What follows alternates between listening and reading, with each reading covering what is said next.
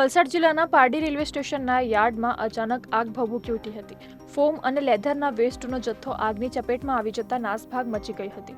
Railway સૂત્રો દ્વારા ઘટના અંગેની જાણ વાપી અને પારડી ફાયર બ્રિગેડને કરવામાં આવતા ફાયર બ્રિગેડની ટીમ ઘટના સ્થળ પર દોડી આવી હતી અને આગ પર પાણીનો મારો ચલાવીને ભારે જહેમત બાદ કાબુ મેળવ્યો હતો.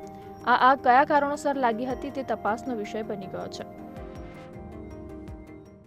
અમારા પર કોલ આવેલો કે રેલવે યાર્ડમાં આગ લાગી છે.